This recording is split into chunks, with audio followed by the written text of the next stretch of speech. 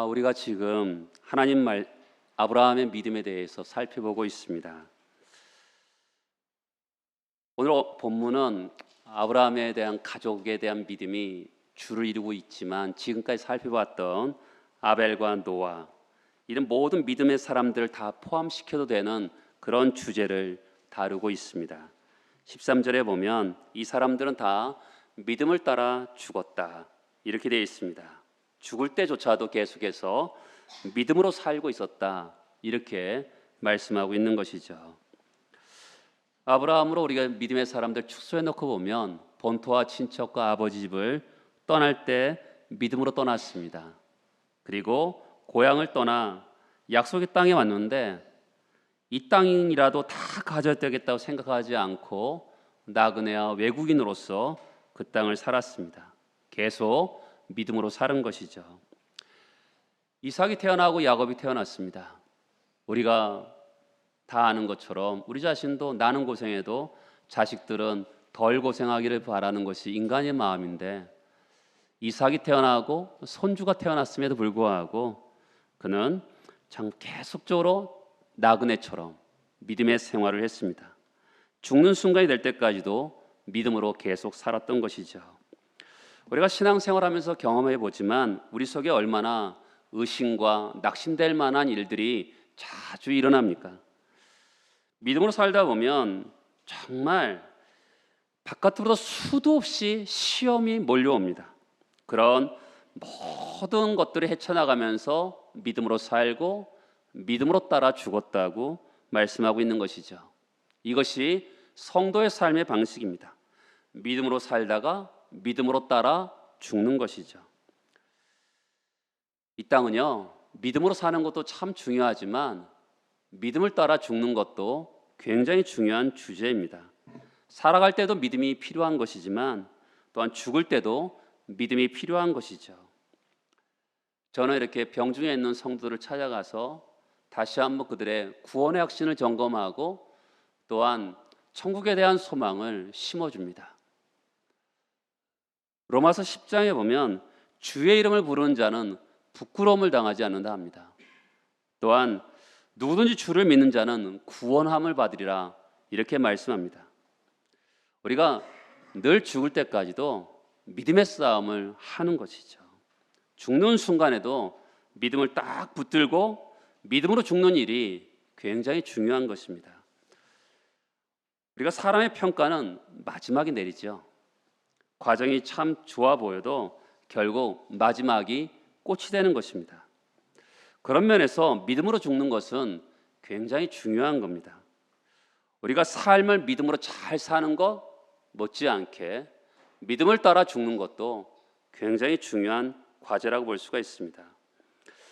믿음으로 살다가 믿음으로 죽으려면 죽음을 좀 더 가까이에 둬야 되는 것이죠. 죽는 연습이 훈련이 필요합니다. 죽음이 우리에게 너무 동떨어진 사건이 아니죠. 죽음은 반드시 우리의 어떤 삶의 한순간에 찾아오는 것이 죽음이기 때문에 그렇습니다. 그래서 죽음을 생각하고 죽음을 연습할 필요가 있는 것이죠. 죽는 것은 여러분의 살아있는 것만큼 실존인 것입니다. 죽는 것은 여러분의 실존만큼이나 명확한 것이에요. 저는 20대 초반에 생명과 죽음 사이를 왔다 갔다 한 적이 있습니다. 근데 굉장히 짧더라고요. 우리가 사는 것과 죽는 것이 너무나 다른 것이라 생각하기 때문에 여러 가지 절차와 과정을 거친다고 생각하지만 사실은 죽음과 생명 사이는 굉장히 짧은 것입니다.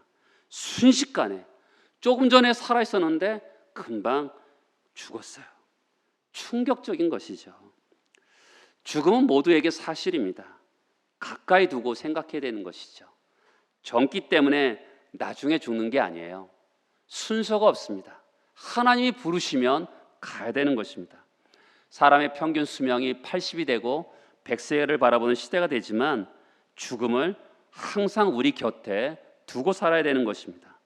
잘 죽는 것은요, 오랜 세월 동안 준비하고 연습해야 되는 것이에요. 믿음으로 사는 사람이 믿음을 따라 죽을 수 있는 것입니다. 사도 바울이 초기 서신인 고린도전서에 보면 나는 날마다 죽노라 이렇게 표현합니다. 죽음을 날마다 가까이에서 경험하고 맛보고 생각한 것이죠. 자기를 깨트리고 희생하는 과정을 거쳐서 죽음을 목전에 두고 사는 것입니다. 이것이 사도 바울의 경건의 비밀인 것이죠. 날마다 죽기 때문에 그가 하나님 앞에서 경건한 생활을 할 수 있었던 것입니다. 죽음을 가까이 두고 사는 것, 연습하는 것은 죽음에 대한 안목의 정리가 필요합니다. 여러분 히브리서 11장을 한번 보세요. 3절에 보면 믿음으로, 4절 믿음으로, 5절 믿음으로, 이렇게 믿음으로라는 말이 18번이 나옵니다. 믿음으로 행동하고 믿음으로 결단하고 행동하는 것을 얘기하는 것이죠. 그런데 오늘 13절에 보면 믿음을 따라 죽었다라고 얘기합니다. 단 한 번 나옵니다. 믿음을 따라, 믿음의 원리로 죽음을 맞이했다, 이런 것이죠. 그러면 우리가 죽음에 대해서 생각할 때 믿음의 원리에 맞는 죽음이란 것은 무엇일까 생각해 볼 필요가 있는 것이죠. 불신자들과 성도들은 죽음을 보는 논이 결정적인 차이가 있습니다. 불신자들은 예수 그리스도를 믿지 않는 사람, 이 세상이 전부입니다. 이 땅이 전부예요. 그래서 이 땅에서 쌓고 이 땅에서 정말 평가받고 이 땅이 전부예요. 죽음이, 이 땅이 전부인 사람은 죽음이 불행이죠. 죽음이 모든 것을 잃어버리게 되는 손실입니다. 그래서 죽음을 생각하려고 하지 않습니다. 죽을 때 죽더라도 죽음을 눈앞에 댕겨놓고 살지 않습니다. 죽음을 절대로 생각하려고 하지 않아요. 죽을 때 죽더라도 잘 살아야 되겠다. 죽을 때 죽더라도 잘 누리면서 살아야 되겠다. 이렇게 생각하고지 죽음을 가까이에서 생각하지 않습니다. 왜냐하면 죽음이라는 것은 엄청난 불행이고 엄청난 손실이고 엄청난 고통이기 때문에 그렇습니다. 그러나 성도들은 다릅니다. 우리 예수께서 이 땅에 우리 몸과 똑같이 이 세상에 오셨습니다. 그리고 십자가에 죽으시고 부활하심을 통해서 사망의 권세를 깨뜨리셨어요. 우리 예수께서 여러분과 저와 똑같은 몸을 가지고 이 땅에 오셔서 부활하심을 통하여서 사망 권세를 깨뜨리면서 죽음을 보는 다른 눈을 우리에게 열어주셨습니다. 성도이기 때문에 죽지 않는 게 아니죠. 우리도 분명히 죽습니다. 그러나 불신자들이 느끼는 죽음이 가지고 오는 손실, 불행, 형벌, 이런 요소는요, 예수 그리스도를 믿는 사람들에게는 존재하지 않습니다. 왜 그러냐면 제가 계속 말씀드린 대속, 예수께서 우리 대신 죽음을 죽으시면서 저주를 받으시고 불행을 대신 당하심을 통해서 우리에게는 행복을 주시고 우리에게는 수많은 것들을, 좋은 것들을 우리에게 주셨습니다. 그렇기 때문에 정말 사망이 고통스럽게 하는 것이 다 사라진 것이죠. 고린도서 15장에 보면 사망아 너희 승리가 어디 있느냐. 예수께서 사망을 이기셨기 때문에 예수 그리스도를 믿는 사람들은 부활이 사망을 삼켜버리는 것이죠. 예수 믿는 사람 육체의 장막이 무너지지만 사망에 져서 죽는 게 아니죠. 사망은 너희 쏘는 것이 어디 있느냐. 사망은요, 쏘는 것이 있어요. 그것은 바로 죄입니다. 사망이 그렇게 무서운 것은 왜냐하면 죄의 싹은 사망이잖아요. 사람은요, 왜 죽음이 두렵냐면 죄 때문에 두려운 거거든요. 하나님 앞에, 심판대 앞에 섰을 때 어떻게 될까라는 그 죄 때문에 죽음이 두려운 겁니다. 죄 때문에 썩음이 오는 것이고 죄 때문에 죽음이 오는 것인데, 죄가 없으면 사망은 인간을 지배할 수 없는 거죠. 예수께서 우리의 죄를 다 이기셨기 때문에, 예수께서 사망의 권세를 깨뜨려 버리셨기 때문에 사망이 무서워지지 않는 것이죠. 그래서 사망은 너희 쏘는 것이 어디 있느냐, 우리가 외칠 수 있는 것이죠. 사망은 너희 이김이 어디냐. 죽음에 대한 생각이 우리로 하여금 과연 두려움인 것입니까? 인간으로는 약간의 두려움이 있는 것이 사실입니다.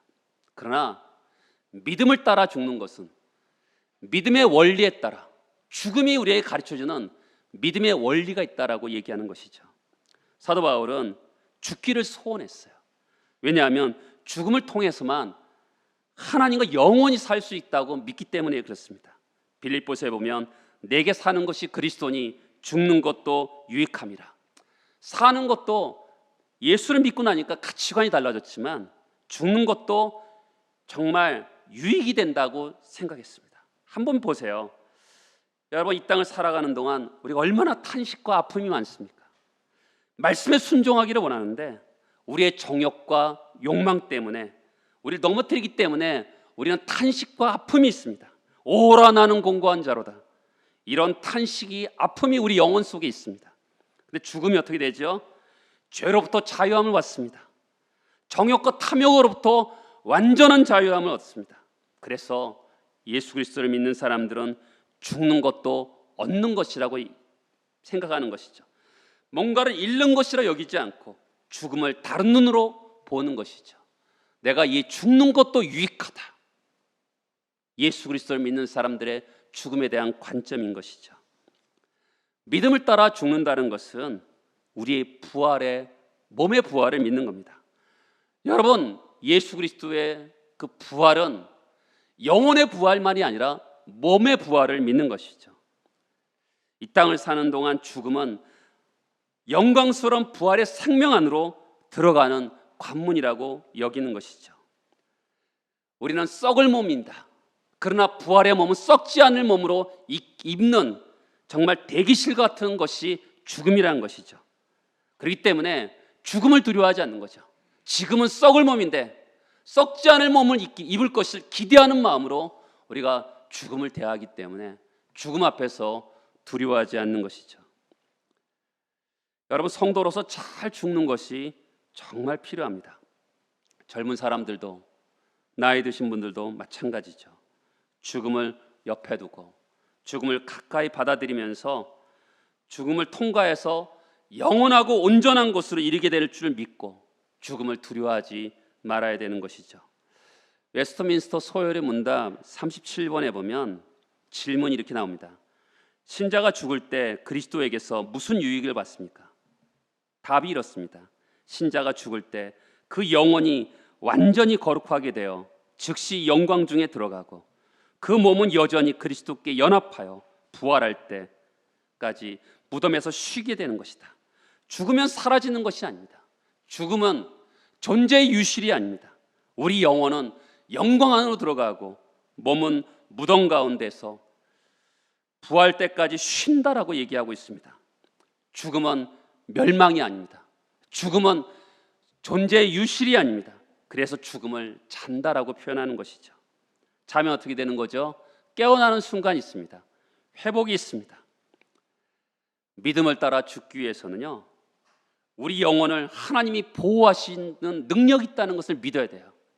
스데반이 죽으면서 주님, 내 영혼을 부탁합니다. 우리의 영혼을 하나님께서 보호하실 수 있는 능력이 있다는 것을 우리가 기대하는 것이죠. 안식에 들어가기를 힘쓰는 영원한 안식이 있다는 것을 믿어야 되는 것이죠. 족장들은 죽음을 두려워하지 않고 믿음의 원리에 따라 죽었습니다. 마찬가지죠. 여러분, 지금도 우리가 살아있을 때 신실하게 믿음으로 살고 믿음을 따라 죽는다는 것은 죽음에 대한 다른 관점을 우리에게 보여주는 것이죠. 오래 사는 것이 능사가 아닙니다. 어떤 순간에 죽는다 하더라도 죽음아 닥쳐라 이야기할 수 있을 만큼 가까이에서 죽음을 두면서 죽음에 대한 눈이 열리는 것이 믿음의 사람들의 모습이기도 하죠. 오늘 이 사람들을 가리켜서 믿음으로 죽었다 하는데 도대체 뭘 보고 죽는 순간까지 믿음으로 살았다 하는 걸까요? 여러분, 이 세 가지 분사를 가지고 설명해요. 13절을 보세요.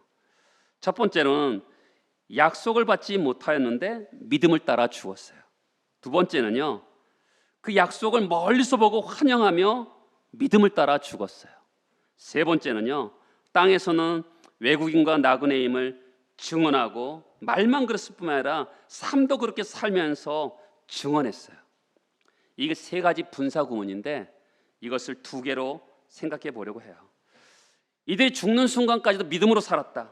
이렇게 말할 수 있는 첫 번째가 뭐냐면 약속을 다 받지 못했는데 멀리서 보고 환영하며 죽었다는 것이죠. 여러분, 이 시대는 정말 풍성한 시대예요. 예수 믿는 사람들도 모든 것을 다 가지고 싶어요. 누리고 싶어 합니다. 남이 하는 거 다 하고 싶고 남이 누리는 거 다 누리고 싶어 하는 것이 이 시대의 특징입니다.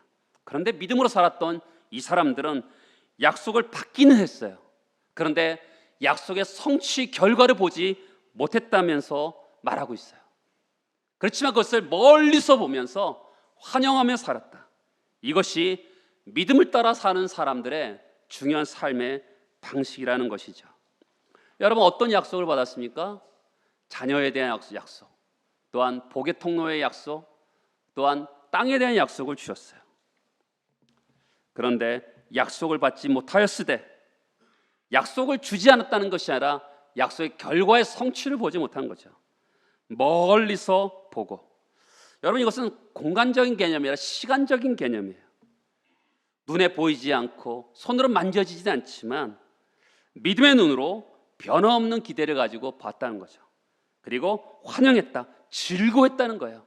그냥 멀리서 보면서 이렇게 될 거다 이런 것이 아니라 정말 눈앞에 이루어진 것처럼 즐거워하고 환영했고 그것을 이야기하고 있는 것이죠. 여러분, 아브라함은 아들 이삭을 얻었어요. 그런 것처럼 우리도 인생을 살아가면서 기도의 응답도 받고 이런저런 하나님의 약속을 경험하면서 살아갑니다. 그런데 그것이 전부가 아닌 거죠. 또 다른 멀리서 보면서 즐거워할 것들이 있음을 오늘 성경은 말씀하고 있는 것이죠. 한국 교회가 이렇게 풍요롭게 되고 또 하나님이 우리를 많이 축복하셔서 기도의 응답도 받으면서 그거로 만족하며 사는 것이 아니라 믿음을 따라 사는 사람들은 더 사모하고 기다리는 것이 있다라고 오늘 성경은 말씀하고 있는 것이죠. 아브라함이 이삭을 얻었습니다. 그렇지만 그가 뭘 사모합니까? 예수 그리스도의 오심을 사모해요. 갈라디아서 3장 16절을 보시면 오직 한 사람을 가리켜 내 자손이라 하셨으니 곧 그리스도라. 바로 아브라함이 주신 자녀에 대한 약속을 예수랑 갈라디아서는 연결하고 있어요. 요한복음 8장에 보면 너희 조상 아브라함은 나이 때 볼 것을 즐거워하다가 보고 기뻐하였느니라. 아브라함이 분명히 이삭이라는 약속을 받았습니다. 그러나 그것이 궁극적인 것이 아니라 더 본질적이고 참된 것을 사모하면서 멀리서 보고 즐거워하면서 환영했다고 말씀하고 있는 것이죠. 마찬가지죠. 우리도 이 땅에 있는 거, 자식 잘 되는 거, 그것으로만 사는 것이 아니라 궁극적이고 본질적인 것을 사모하면서 살아가는 것이 믿음을 따라 사는 사람들의 가장 중요한 특징이라고 우리에게 말씀하고 있는 것이죠. 여러분들이 지금 사는 것에, 하는 응답하는 것에 만족하면서 삽니까? 그것이 아니라는 거죠. 더 본질적인 것, 더 참된 것을 향해서 하나님께서 우리가 살아보라고 기대하면서 약속한 것이 아직 이루어지지 않았다, 최종 결과가 아직 있다고 주님께서 우리에게 말씀하고 있는 것이잖아요. 아브라함에게는 또 땅도 주셨어요. 얼만큼 주셨습니까? 자기 아내 막벨라 굴, 그 조그만 것을 주셨어요. 그러나 그는 그 땅을 바라보면서 더 멀리서 하나님의 나라를, 하늘나라를 사모하는 눈이 열린 것이죠. 멀리 있고 눈에 보이지 않지만 정 손으로 잡을 수 있는 것처럼 그가 그렇게 보고 환영했던 것을 보게 됩니다. 가슴 설레는 것이죠. 여러분, 지금 하나님 향해서 그런 가슴 설렘이 있는 것입니까? 기독교는요, 이게 가슴이 설레는 종교예요. 내가 지금 조그만 것에 만족하고 되는 것이 아니라 좀 멀리서 하나님께서 이루어 주실 것을 바라보면서 가슴 떨리는 그 새로운 것이 뭘까? 그것을 기대하게 하고 그것을 손에 만지는 것처럼 사모하는 그런 것이 바로 기독교인 것이죠. 저는요, 이번 한 주간 동안 이 사모한다는 말을 굉장히 가슴에 막 담아왔어요. 왜냐하면 제가 이 하늘나라 본향을 더 사모해야 되는데, 사모한다는 게 뭐예요? 그것은 우리요, 여러분들 바닷가 앞에 서서 뭘 사며 보신 적 있으세요? 저는 바닷가 앞에서 뭔가 깊이 생각해 보면 그것이 손에 만져지는 것 같고 눈에서도 막 이글이글 타면서 뭔가 그것이 바라보는 것이 사모하는 것이거든요. 근데 지금 이 아브라함은 믿음을 따라 죽었는데 그런 사모함이 있었던 거죠. 단순히 이 땅에 있는 것을 가지고 만족하는 것이 아니라 하나님이 주신 것으로 그것으로만 만족하는 것이 아니라 더 큰 약속이 있는 것을 보면서 그렇게 사모하는 마음을 저는 이번 한 주간 동안 사모했어요. 여러분, 또한 두 번째로 나그네 외국인이라고 입으로 말하고 삶으로 즐거워했다는 거죠. 자, 외국인이에요. 여러분, 외국인은 법적인 보호를 받지 못해요. 우리나라에도 외국인들이 있죠. 저는 이번 주에 어떤 분하고 이야기 나누면서 어린이집에 외국인이 오면 여러분 공짜일까요? 돈 다 내야 될까요? 아무리 가난한 나라 사람도 어린이집 돈 다 낸다 그러더라고요. 우리나라 사람은 다 무료잖아요. 근데 아무리 가난한 나라 사람도 외국인이기 때문에 돈을 다 내야 된대요. 그들은 이방인 취급을 받는 거죠. 이질적이고 언어와 풍속과 생활 방식이 다른 거죠. 나그네는요, 정말 임시 거주하는 사람들이잖아요. 우리는 예수 그리스도를 믿는 사람들은 이 땅에서 살아가면서 외국인처럼 나그네처럼 사는 것이잖아요. 예수 그리스도를 영접하는 순간 우리는 나그네처럼 외국인처럼 사는 거예요. 지난주에 말씀드렸지만 세상 방식에 길들여지지 않는 거죠. 왜요? 나그네니까, 외국인이니까 이 땅의 가치관, 이 땅의 세상의 말, 세상의 어떤 삶의 방식이 무엇이든 간에 거기서 길들여지지 않는 것이 나그네요 외국인의 삶인 것이죠. 그러니까 그런 사람들이 어떻게 되겠어요? 언어가 다르고 생활 방식이 다르니까 드러나게 돼 있죠. 여러분, 나는 나그네입니다, 나는 외국인입니다, 속으로 말하는 게 아니에요. 오늘 말씀에 뭐였어요? 증언했다라는 거죠. 마음의 태도가 아니에요. 믿음은요, 침묵을 거부해요. 믿음은 다른 사람들과 증거를 나누는 것이거든요. 성경은 이렇게 말하죠. 너희는 세상의 빛이라. 산 위에 있는 동네가 숨겨지지 못할 것이요 사람이 등불을 켜서 말하여 두지 아니하고 등경유에 두나니 이러므로 모든 사람에게 비치느니라. 우리는 절대로 감춰질 수 있는 존재가 아니라는 거죠. 외국인이기 때문에 피부 색깔이 다릅니다. 사용하는 언어가 달라요. 언제나 나타나게 돼 있는 거예요. 14절에 본향 찾는 자임을 나타냄이라, 나타나게 돼 있는 거예요. 언제나 드러나는 것이죠. 그렇기 때문에 따돌림을 당할 수도 있고 우리의 말과 행동이 다르기 때문에 왕따를 당할 수가 있는 거죠.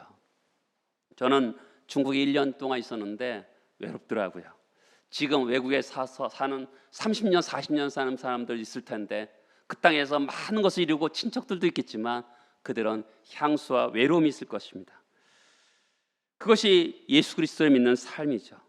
근데 그 사람들은 성경에 아브라함과 수많은 믿음의 사람들은 자기가 나그네임을 말로 행동으로 나타냈다는 거죠. 어디에 있죠? 창세기 23장에 보면 나는 당신들 중에 나그네요 거류하는 자라고 막벨라구를 살 때 그렇게 얘기했어요. 야곱도 바로 앞에 서서 내 나그네길이 세월이 130년이다. 내 나이가 얼마 못 되니 우리 조상이 나그네길의 연조에 미치지 못하나 험악한 세월을 보냈습니다. 나그네길을 험악하게 보냈다는 거죠. 여러분 인생을 돌아보세요. 험악하잖아요. 다윗, 이스라엘의 황금실을 열었던 왕인데도 이렇게 고백합니다.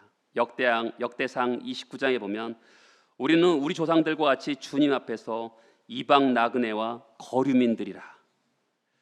왕인데 궁중에 살았는데 시편 84편에 보면 주의 궁정에서 한 날이 다른 곳에서의 첫날보다 나은즉 악인의 장막에 사는 것보다 내 하나님의 성전 문지기로 있는 것이 좋사오니 여호와의 장막에 한 날이 다른 곳의 첫날과 비교하는 믿음의 사람들처럼 나그네처럼 외국인처럼 그렇게 이 세상을 살아가야 된다고 성경은 말씀하고 있는 것이죠. 사랑하는 여러분, 그렇게 나그네로 외국인으로 살면 어떤 유혹이 있습니까? 13절 하반절에 보면 또 땅에서는 외국인과 나그네의 임을 증언하였으니 그들이 이같이 말하는 것은 자기들이 본향 찾는 자임을 나타냅니다. 그들이 나온 바 본향을 생각하였다라면 돌아갈 기회가 있었으려니와. 마음만 먹었으면 언제든지 돌아갈 수 있었다는 거죠. 능력도 있었습니다. 돈도 있었습니다. 시간도 있었어요. 여러분, 이 땅에 누군가가 환영해 주기 때문에 이 땅에 머무는 게 아니에요. 되려 고향에 돌아가면 환영해 줄 친구들이 있었습니다.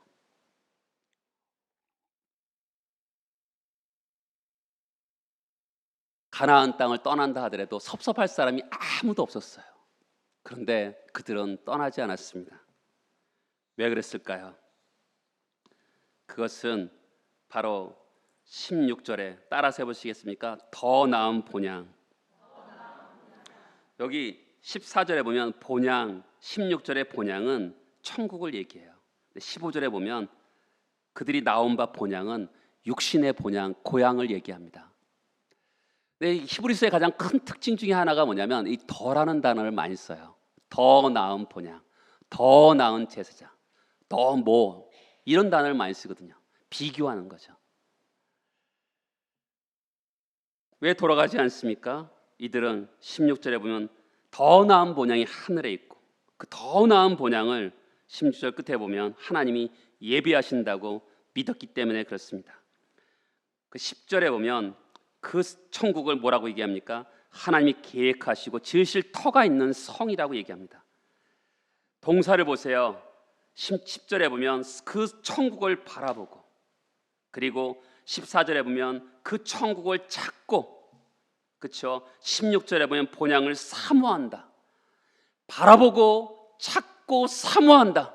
이 동사가 저는 굉장히 가슴에 울림이 있었습니다. 내가 과연 이 천국을 바라보고 있는가? 내 천국을 계속적으로 찾고 있는가? 또 찾고 있는가? 그것을 눈에 손에 만지는 것처럼, 눈에 정말 불을 밝히고 정말 사모하는 것처럼 그렇게 내가 살아가고 있는가? 계속적으로 이번 한 주간 그런 질문을 던졌어요. 그래야지 어떻게 해요? 돌아가지 않는 거죠. 얼마든지 돌아갈 수 있는데 그래야지만이 돌아가지 않는 거죠. 롯의 아내는 소돔과 고모라 성에 심판이 있을 때, 여러분 항상 성경에 나오는 심판은요, 심판과 구원이 동시에 이루어져요. 소돔과 고모라 사람들은 다 심판받지만 롯의 가족들은 다 구원받습니다. 그런 영광스러운 순간에 세상에 대한 미련이 버리지 못하고 그는 뒤를 돌아보다가 소금 기둥이 됩니다. 뒤를 돌아보았기 때문에 소금 기둥이 된 것이 아니라 세상에 마음이 떠나지 않았기 때문에 소금 기둥이 된 것이죠. 하나님이 불러내는 구원의 순간에도 미련을 버리지 못하고 세상을 바라보는 것을 봅니다. 이스라엘 백성들이 출애굽한 다음에 하나님을 얼마나 원망합니까? 민수기 11장에 보면 누가 우리에게 고기를 주워 먹게 하랴? 우리가 애굽에 있을 때는 값없이 생선과 오이와 참외와 부추와 파와 마늘을 먹은 것이 생각나거늘 아버지 하나님 마음을 다 찢어놓습니다. 종으로 있었는데 영광스러운 하나님의 백성으로 떠나게 되었는데 광야의 어려움 때문에 아버지께 드려야 될 영광과 감사보다는 끝없이 원망을 하고 파, 마늘, 부추, 생선, 고기를 말하고 있습니다. 여러분, 우리가 이 땅에 살아가는 동안 영적인 싸움이 반복이 됩니다. 마귀는요, 끝없이 우리를 과거를 생각하게 해요. 질문입니다. 과거와 현재가 싸우면 뭐가 이길 것 같습니까? 과거가 이깁니다. 우리들의 말을 통해서 보면 과거가 이겨요. 얼마나 지금 먹고 살기 좋고 좋은 세상입니까? 사람들은 항상 뭐라 그러죠? 과거에 정이 있었지, 따뜻함이 있었지 하면서 과거가 이깁니다. 현재가 그렇게 복대했는데 과거를 가지고 그때가 좋았어, 이렇게 사람들이 생각합니다. 그런 경향이 우리에게 있어요. 과거를 추구하는 경향이 우리에게 있기 때문에 마귀가 우리를 들쑤셔 놓습니다. 믿음의 길을 가는 것보다는 과거에 예수 그리스도를 믿기 전의 생활이 더 좋았을 거라고 자꾸만 우리를 들쑤셔 놓는 것이죠. 마귀는 이 세상을 통해서 끝없이 매력적이고 멋있는 많은 것들을 가지고 우리를 유혹합니다. 끊임없이 메시지를 던집니다. 말씀대로 살면 망할 거다. 말씀대로 살면 실패할 거다, 도태될 거다, 끝없이 우리에게 메시지를 던집니다. 그러니까 말씀으로 살기보다는 세상의 유혹과 세상의 협박에 굴복할 때가 너무나 많습니다. 그래서 세상으로 돌아가는 경향들이 우리에게 있어요. 그러나 성경은 제자들은 모든 배를 버려두고 예수를 쫓습니다. 바울은 수많은 세월 동안 예수를 위해 살았는데 내가 이미 얻었다함도 아니고 온전히 이루었다함도 아니라 형제들아 나는 아직 내가 잡은 줄로 여기지 아니하고 오직 한 일 즉 뒤에 있는 것을 잊어버리고 앞에 있는 것을 잡으려고 표대를 향하여 그리스도 예수 안에서 부름의 상을 위하여 달려가노라. 아직도 뭔가 이루지 않았다. 나는 뒤에 있는 것을 다 잊어버린다. 과거를 생각하지 않고 앞에 있는 표대를 향해 달려간다. 이렇게 고백하는 사도 바울의 고백을 보게 됩니다. 여러분, 믿음에 살려가면 장애가 너무나 많습니다. 하나님 나라를 사모하려고 하는데 장애가 너무나 많습니다. 여러분, 우리가 지금도 믿음으로 살지만 영생의 영광 안으로 끝까지 들어가는 그 순간까지 믿음으로 죽는 것도 굉장히 중요한 것이죠. 이 땅에 시험이 있고 시련이 있고 환란이 생길 때 믿음을 배반하지 마시기 바랍니다. 죽을 때까지 신실한 믿음으로 살기를 바랍니다. 여러분, 그렇게 살면 어떻게 되죠? 지난주에도 말씀드렸죠. 하나님의 보상이 있습니다. 믿음을 따라 죽으면 어떻게 해요? 약속을 받지 못했지만 멀리서 보고 환영하고 이 땅에서 외국인과 나그네로 내가 외국인과 나그네입니다라고 말하고 행동으로 나타내면 돌아갈 기회가 있었지만 가지 않았다면 더 나은 본향을 사모하면 하나님께서 어떤 일을 하시냐면 16절 따라서 해보시겠습니까? 이러므로, 그렇죠? 항상 성경에는 이 인과관계의 단어가 중요해요. 이러므로, 다시요, 하나님이 그들의 하나님이라 일컬음 받기를 부끄러워하지 아니하셨다는 거죠. 봐라, 나는 그들의 하나님이다. 사람들에게 자기를 소개하는데 봐라, 저렇게 사는 사람들, 믿음에 따라 죽는 사람들, 저 사람들이 하나님이다라고 하나님이 부끄러워하지 않는다고 말씀하는 거죠. 자랑하고 좋아하시고 행복해 하신다는 거잖아요. 여러분, 우리가 믿음으로 살지만 얼마나 보잘것없고 연약합니까? 그런데 하나님께서 우리를 가르쳐서 봐라, 나는 그들의 하나님이다, 이것을 즐거워하고 행복하신다는 거죠. 여러분, 우리의 기쁨이 뭡니까? 천국에 갔을 때 기쁨이 저는 두 가지라 생각합니다. 어떤 사람이 와서 예수님, 제가 이 사람 때문에 예수를 믿게 되었습니다. 이게 우리의 얼마나 기쁨이고 행복이겠어요. 두 번째의 기쁨은 하나님이 우리를 보면서 내가 너의 하나님이야, 내가 바로 너의 하나님이야, 이것보다 더 행복한 일이 세상에 어디 있겠어요. 믿음으로 살고 믿음으로 따라 죽은 성도들을 가르쳐서 그들의 하나님이라고 행복하고 즐거워하고 기뻐하시는 그런 하나님의 모습을 우리는 볼 수가 있어요. 그리고 두 번째로는 우리 16절 맨 끝에 보면 그들을 위하여 한 성을 예비하셨다는 거죠. 이것을 요한계시록 21장에 보면 그 하늘에서 내려오는 새 예루살렘을 길이와 넓이와 높이가 12,000 스타디온, 2,340km예요. 우주왕복선이요, 많이 올라가 봤자 100km 정도 올라갈 수 있어요. 그런데 이 새 예루살렘의 크기를 2,340km, 위로도 옆으로도 깊이로도 이렇게 2,340km라고 얘기해요. 굉장히 크게 얘기하죠. 12,000 스타디온. 이 12,000 스타디온은 3 곱하기 4잖아요. 3은 하늘의 수죠. 삼위일체. 4는 땅의 수입니다. 우주의 수예요. 그리고 10은 완전수죠. 완전수에 또 완전을 더하고 완전을 더하는 거잖아요.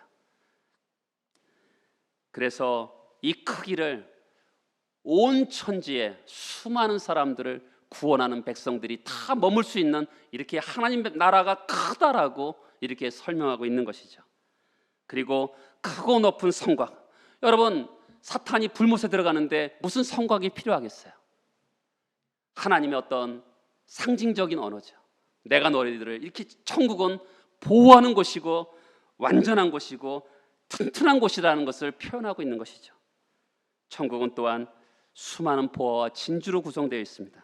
풍요가 있고 안식이 있고 쉼이 있는 곳으로 성경은 이 말씀하고 있는 거죠. 이런 성을 예비했다. 믿음으로 살면 세상은 실패한다고 얘기합니다. 그렇지만 믿음으로 살면 절대로 손해볼 일이 없고 억울할 일이 없습니다. 하나님이 우리 하나님이라고 말하시는 것을 기뻐하고 즐거워하시고 한 성을 예비하시는 분이라고 성경은 말합니다. 여러분, 이 땅을 사는 동안 믿음으로 살고 끝까지 믿음을 따라 죽으시면서 그 안에 정말 소유할 수 있는 안식과 쉼과 위로가 여러분의 참된 소유가 되기를 축복합니다. 다 같이 나와서 기도하시겠습니다.